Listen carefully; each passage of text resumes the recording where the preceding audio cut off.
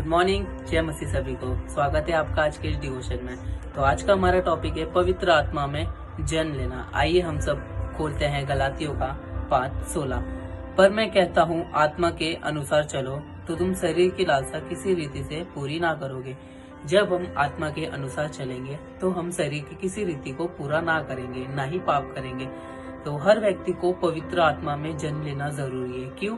क्योंकि जब हम पापी थे तभी परमेश्वर आया हमारे लिए, उसने अपनी जान दी ताकि हम पाप से बचे और एक आत्मिक जीवन पाए। हम देखते हैं कि पवित्र आत्मा में जब हम बढ़ते हैं हमें कुछ चीजों की जरूरत होती है, जैसे कि बाइबल पढ़ना, संगति करना और उस वचन को समझना, विश्व वचन के आधार पर चलना और आराधना करना, प्रार्थना करना, गलत चीजों से दूर रखना, इवन पाप भी ना करना।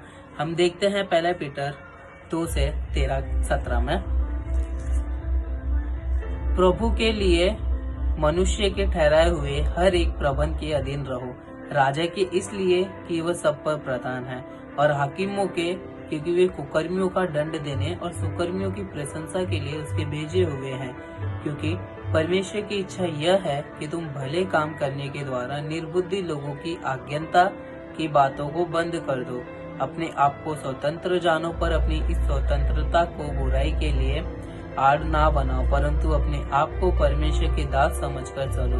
सबका आदर करो, भाइयों से प्रेम रखो, परमेश्वर से डरो, राज्य का सम्मान करो। जब हमारे अंदर परमेश्वर का भय होगा तब हम पाप से दूर रहेंगे और हम परमेश्वर के अधीन रहेंगे, हम परमेश्वर के करीब रहेंगे। जैसे एक बेटे के अंदर पिता का डर होता है, वो अपने पिता के सामने होता है, उसी तरह हमारे अंदर भी एक भय होना चाहिए कि हम बाइबल के आधार पर चलें, परमेश्वर के साथ चलें, उसकी रीति को फॉलो करें।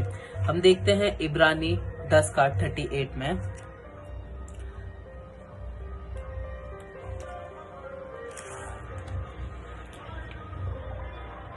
पर मेरा धर्मी जन विश्वास से जीवित रहेगा, और यदि वह पीछे हट जाए तो मेरा मन उससे प्रसन्न ना होगा। इसमें बताया जा रहा है कि धर्मी जन जो है वो विश्वास से जीवित रहेगा, विश्वास के द्वारा जीवित रहेगा। जब हम अपना जीवन परमेश्वर को सौंप देते हैं तो हम बुराई से बचते हैं, और जब हम परमेश्वर को पूरी तरह से अपना जीवन सौंपते हैं तो हम बुराई से बचते हैं, प्लस हम परमेश्वर में अपने आप चलने लगते हैं। हमारे जीवन अपने आप उस चीजों के लिए समय निकालता है, परमेश्वर के साथ चलना, संगति करना, प्रार्थना में दौड़ना। और जब हमारे अंदर विश्वास होगा तो हमें एक कंफर्मेशन होगा कि हाँ, मेरी प्रार्थना का उत्तर मिलेगा और जल्द मिलेगा। अगर हमारे अंदर विश्वास नहीं है तो हमारे अंदर बहुत से क्वेश्चंस होंगे कि कब उत्तर मिलेगा, कैसे मिलेगा, क्या मेरी प्रार्थना सुनी जाएगी। वैसे ही जब हम किसी से प्रेम करते हैं, हम किसी के साथ रहते हैं, तो कुछ चीजें हैं जो हमारे अंदर नहीं होनी चाहिए। पहला, किसी के लिए कड़वाहट हमारे अंदर नहीं होनी चाहिए। एक विश्वासी कभी किसी के लिए कड़वाहट नहीं रखता। दूसरा, ना किसी के लिए नफरत। एक विश्वासी किसी के लिए नफरत नहीं रखता, बल्कि वो उसे प्रेम रखता है। और तीसरा, और ना किसी का बुरा चाहना और ना ही किसी का बुरा चाहना, हमेशा सबका अच्छा सोचना। परमेश्वर ने सबको एक समान, एक नजर से देखा है, तो हमारा भी कर्तव्य है कि हम सबको एक नजर से देखें और उसका भला सोचें। और हमें सबसे प्रेम करना चाहिए जैसे परमेश्वर ने हमसे किया। परमेश्वर ने हमें अपने पुत्र पुत्रियां बताया, वैसे ही हमें एक दूसरे से और अपने पड़ोसी से एक समान प्रेम रखना है। धन्यवाद सभी का। जय मसीह। धन्यवाद देते हैं पिता, धन्यवाद राजा।